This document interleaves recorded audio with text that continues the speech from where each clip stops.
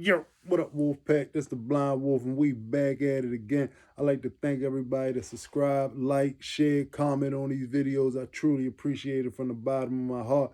All right, come on, Wolfpack, let's go on this journey. Y'all know I lost my eyesight July 7, 2007 while I was in prison. But these last couple videos, we been talking about when I got shot June 11, 1999, 5 times.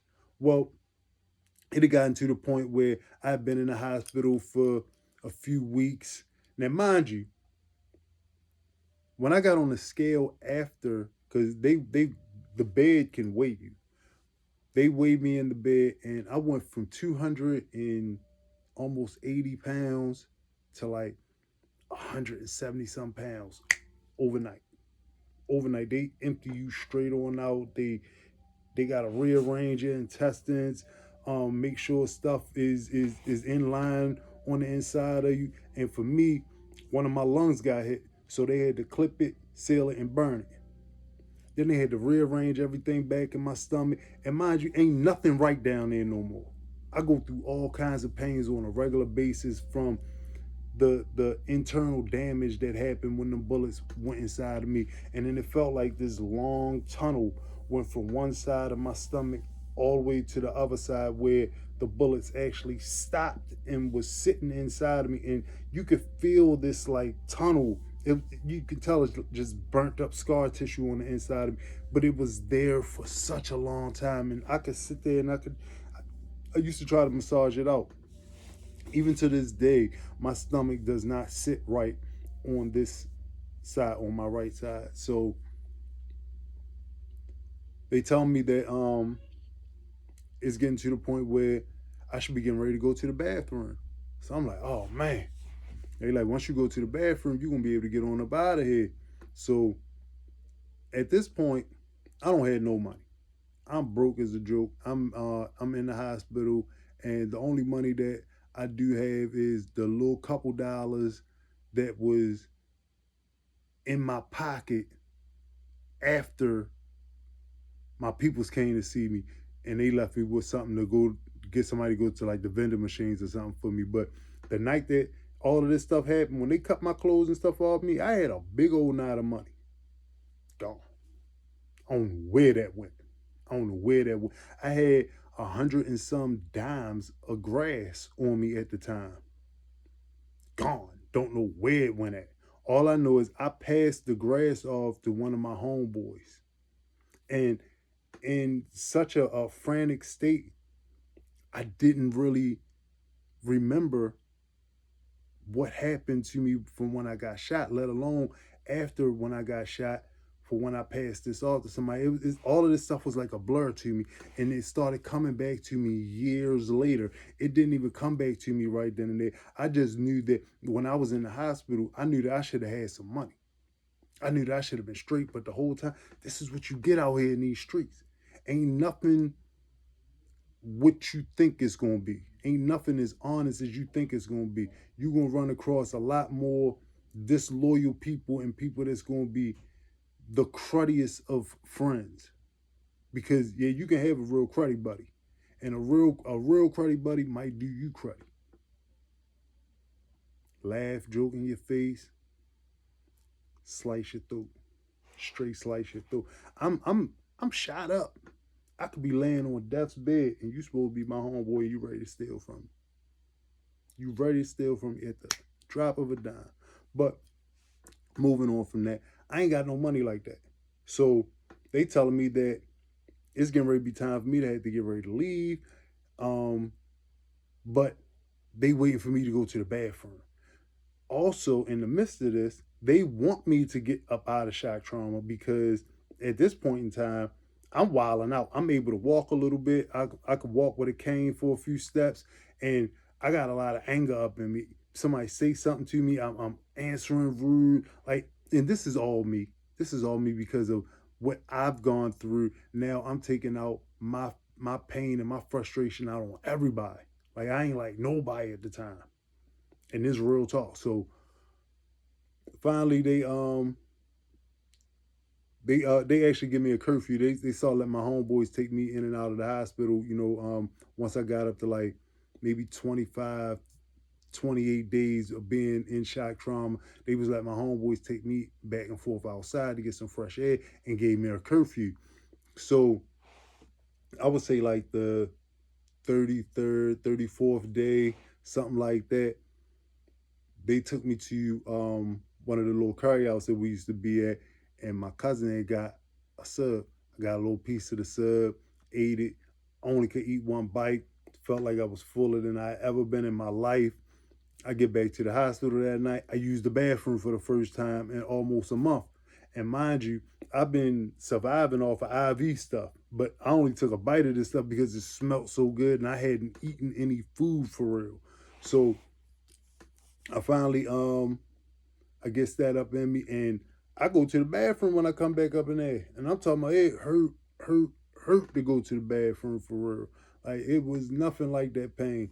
But I finally got to go to the bathroom and they wanted me to go a couple more times. So by the time I get up to my 36th day in shock trauma, I didn't know that this was going to be the day that they was going to discharge me. I'm still laid up in the hospital bed. And next thing I know, they come into my room that morning. And they like, you know, you're going to be discharged today. So I'm like, oh man, that's crazy. I got to get in contact with my people. So I get to calling my mother, calling my sisters. And at this time, my mother didn't have no cell phone. She really wasn't interested in that stuff like that, no way. And my sister, I really couldn't get in contact with either one of them. And I'm starting to get a little frantic because now I'm trying to figure out like how am I gonna get to the house if I don't have nobody to either meet me or to let me in, and I don't have any money to get there. So here God go. I'm laying in the hospital bed. My homeboy mother and stepfather, they just so happen to come upstairs to visit me. They come into the room. I let them know what's going on. They get to laughing. My homeboy stepfather, he went and bought me a sweatsuit, some socks, t-shirts, a little hat. They put me in a cab, sent me on to my mother's house, and a few hours later, my mother and them, they got to the house, and I didn't mind sitting on the front until they got there. And mind you, this is the first time that I had been to this house that they're at. So I'm sitting on the front. My mother finally pull up. She see me on the front. They come, they let me in the house, and my mother and my sisters they took good care of me when they did get me up in the house. And I had my son with me all the time. Like my son was there with me all the time after that happened, and that kind of like gave me the strength to want to get stronger again. Just looking at him because I didn't want to see him looking at me all frail and weak when he used to see me real big and strong and could toss him up in the air and catch him and play with him and me and my boy we love that rumble tumble stuff. And at this point in time, I couldn't even do that stuff with him. And he's almost 2 years old. He used to the fighting with daddy. But I say all that to say I wasn't properly planning for my life. Look at how I could have taken myself away from the most important thing in the world to me at that time, which is my son. When I got shot, his face is what appeared in front of me. His face, not nobody else. I love my mother dearly. I love my mother dearly. But this my son's face is what popped up in front of my face. I couldn't think of nothing else. I couldn't think of a better reason to get stronger than for him. And it's sad that it took so many years for me to realize that my purpose in life was me to be a father to these boys. Because that's what it's all about. It's all about finding your purpose and leaving a legacy. And I want to leave a legacy to say that I actually was a father to mine. I was a father to mine. I didn't let nothing stop me from being there, and I didn't. Blind, I would catch the bus to go and be there for my kids. Shot up, I'm gonna go and get on the bus or walk to go and be there for my kids. And I did this. I did this. And this is not a life that I would encourage anybody to be a part of Because look at what I had to go through. I didn't have to go through homeboys stealing from me being shot up for something that, to this point, I still don't know why I'm shot. Because my homeboy's still in the hospital bed and he's unconscious. But I would say when he finally did, it was like 90 days, something like that, when I finally had the opportunity to really sit down and talk to him and he could tell me what happened. But I would say probably maybe a week or so after that, he came from out of he came out and he got to talking and he told me what I got shot for. And y'all not gonna believe this. I got shot over a bus pass, a day pass, a day pass. You mean to tell me I didn't risk my life for something that cost $1.80? I threw my food in the gutter. I ran and I was getting ready to knuckle up for something for $1.80. You know how mad I was over that?